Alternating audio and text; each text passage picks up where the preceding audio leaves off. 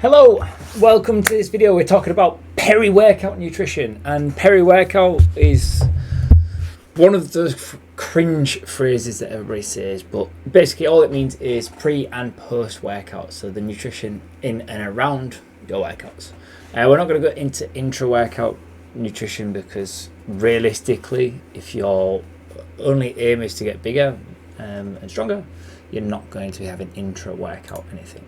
So let's get started. But first, make sure you like this video if you find it useful. Subscribe, because that helps me have the will to live. And any questions you have, just pop them below. You can also access both my lifelong fat loss guide and my great guide of gains below in the description. And Forge is officially open. We start on Monday, 6th of April.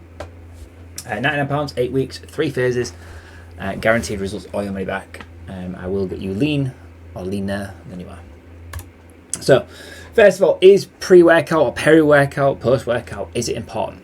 Well, yes and no. So yes, it is important because it will, so pre-workout, for example, will help you feel less hungry through training, and psychologically you feel like you've got more to give because you've had something. Like, even if you had something that was zero calories, you would still have something in your in just the psychology behind it to not feel hungry and to actually lift a little bit heavier.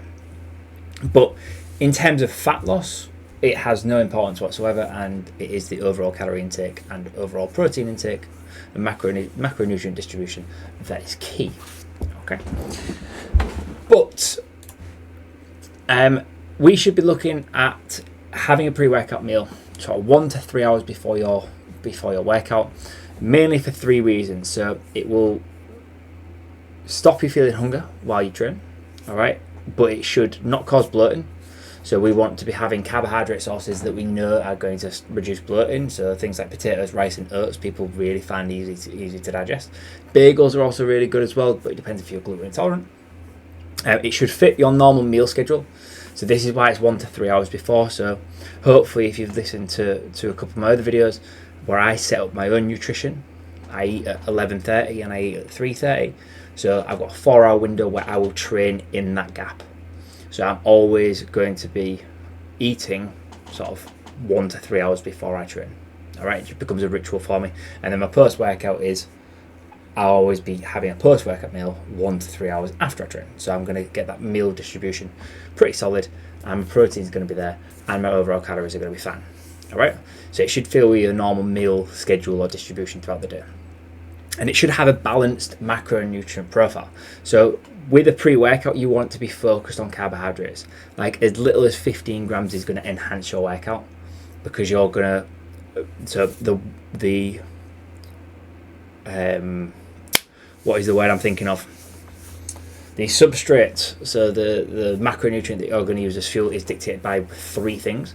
It is dictated by how hard you are working, so the intensity of the workout.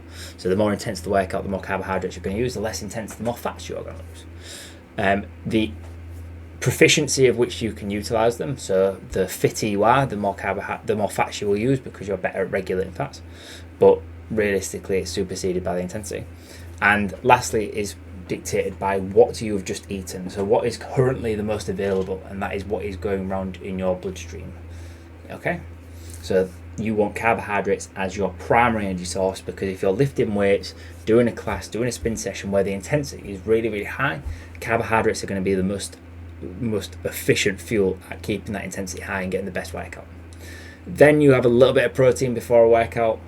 Absolutely fine, no issues. I mean, if these are pre-workout meals, you'll be prioritizing protein at every meal anyway. And then fats is just personal preference, but we don't want to go too high because it reduces gastric emptying and slows down transit time and just makes you feel a little bit more sluggish because the energy availability is not there immediately. Pre-workout drinks. Now, pre-workout drinks are something that are like probably the most popular thing when it comes to like peri-workout nutrition. Everyone's like, oh, what pre-workout do you use? Oh, what pre do you use? All right. And with a pre-workout, I would look at 2 things. I would always look at the caffeine, because we know that caffeine is probably most researched supplement on the planet, and it's the most efficacious Plus, you've got a huge placebo effect. So even if it doesn't actually do anything, you thinking it does something, does something. All right. We do have to be careful with sleep timings, but that's a different video. So anywhere between 2 and 6 milligrams per kilo. So most pre-workouts will have 150 minimum in there. You're looking at 200 to 400 in typical pre-workouts, and that is usually adequate for most people.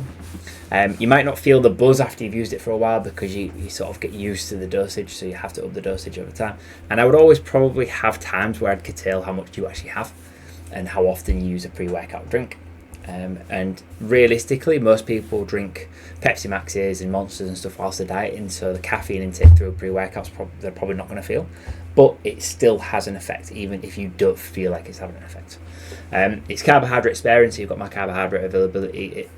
It increases muscle contraction, excitability, reaction time, things like that.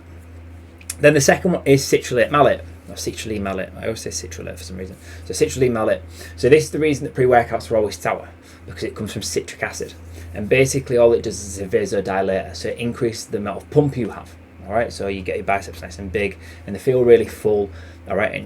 And that cell swelling has a catalytic approach to increasing satellite cell proliferation, increasing muscular hypertrophy, although it's a little bit sketchy, but it has a better feeling. If we know we're going to get a pump in our biceps when we do anything, or our chest when we do bench press or anything like that, you're more likely to go. You're more likely to feel like it's working, you're going to have better feedback, and you're more likely to keep up with the plan.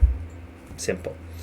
Those are the two things I'd look for in a pre-workout. Everything else is fucking shit. Alright? Beta-alanine, it's underdosed, so you need 4 to 6.4 grams per day over a 4 to 10 week period.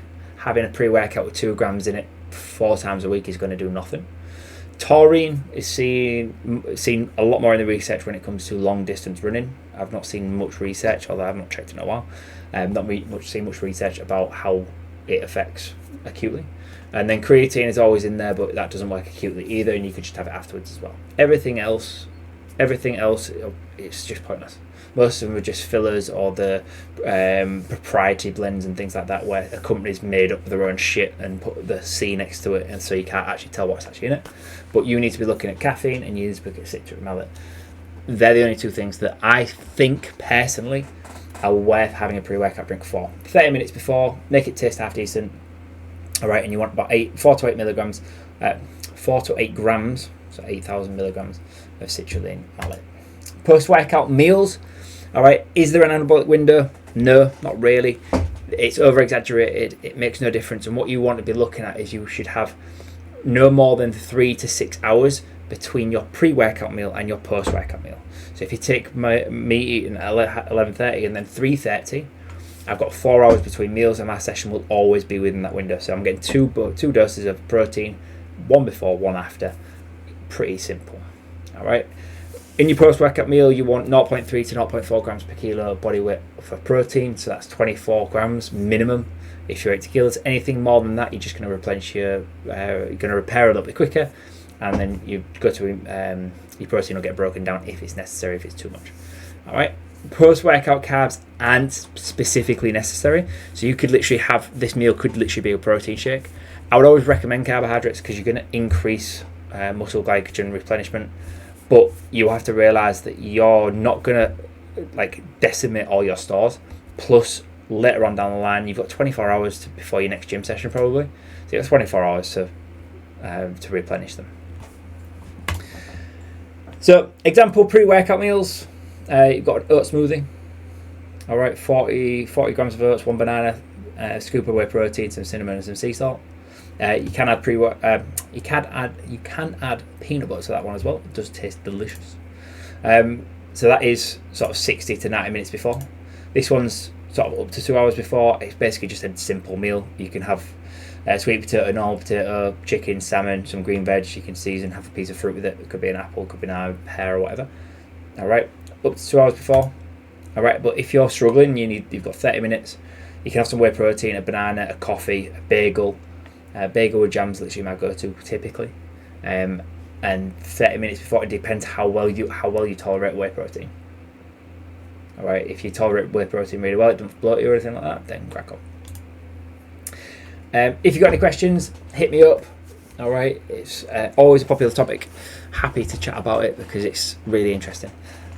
Like I said, you've got access in the description to my lifelong fat loss guide, my great guide of gains, and Forge opens on Monday, so you've got access to that if you want it. But other than that, I will see you on the next one. Cheers, guys.